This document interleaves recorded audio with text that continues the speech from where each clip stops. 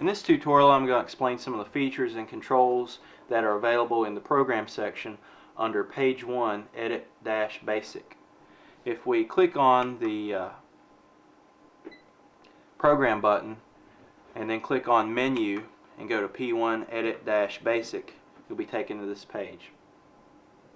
There's a few tabs at the bottom. There's Program Basic, Oscillator Basic, Velocity Zone tab, and then there's a Controller tab. Let me go over these one by one and show you what these do.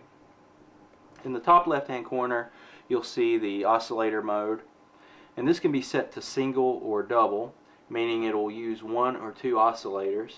You can also set this program to be assigned as a drum program, and when you set the drums it's going to play as a single oscillator mode, and that multi-sample that it will use will be a drum kit that you would assign.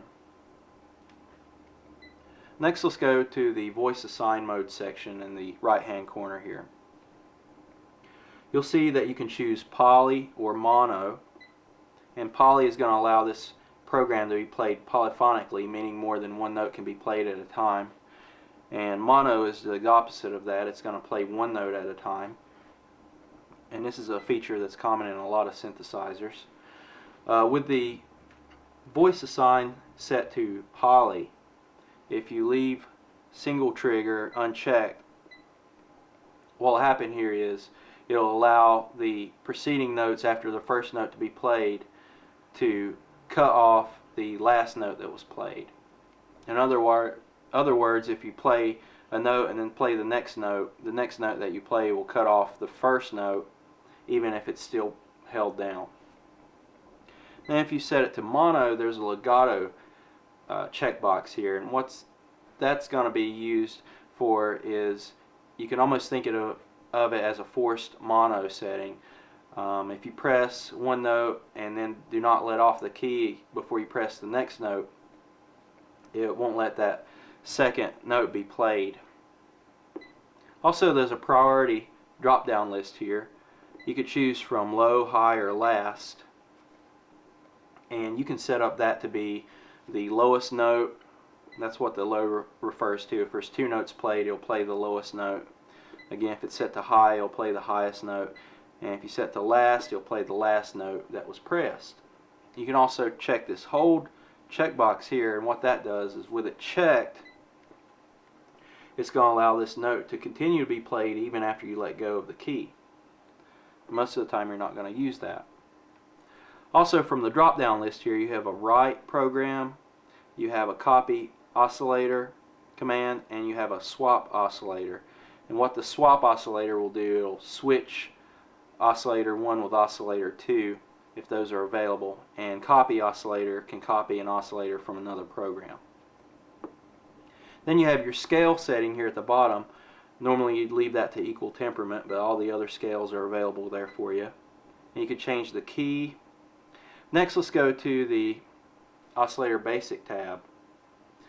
And here you can select from where your multi-samples are coming from.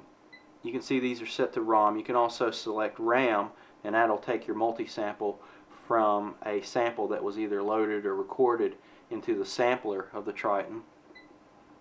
Also, the next one down here, you can select from all these many different multi-samples, and these are broken down by categories as well. Then you have the level adjust for each one of these. You have an octave adjust, a transpose. You can also tune these, and you can set a delay for the note on time to be slightly off from the key press time. You can also check this box here, and it'll play this multi-sample in reverse. And sometimes you can get some unusual effects with that. Next, let's go to Velocity Zone section. Velocity Zone can be thought of as a volume zone. You can set the oscillators from oscillator 1 top and oscillator 1 bottom to kind of trigger off one another. In other words, if we go back to Oscillator Basic, and here you see we have A piano is the high oscillator, and also A piano is the low oscillator. If we switch this to another multi-sample, such as 02 E grand piano, and we go to velocity zone, we could set volume amounts or velocity settings to allow one of those to be played at a certain velocity, and then if you press the key at a lower velocity, say, you know, a velocity of 50, then the bottom oscillator would play and the top one wouldn't. So that's kind of handy to interject a lot of dynamics into your programs that you're setting up. Next, on the controller tab, there's a panel switch assign section, and those are the two switches, SW1 and SW2, that are available above the joystick. You can assign these switches to any of these controls here. Also, you can assign what type of switch it is, if it's a toggle or momentary. Toggle means that you press it once and it's going to do something, and then you press it again and it's going to take that feature off. If you set it to momentary, the action or the function that you assign to it is not going to occur unless you physically hold down that button. Next, you have the SW2 settings here, and those are the same as SW1. You can assign those there. And also, this is where you set up your control knobs 1 through 4.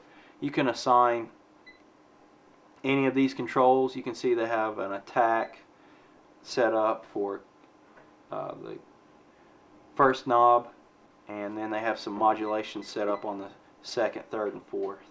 So that's the P1 Edit-Basic page of program mode.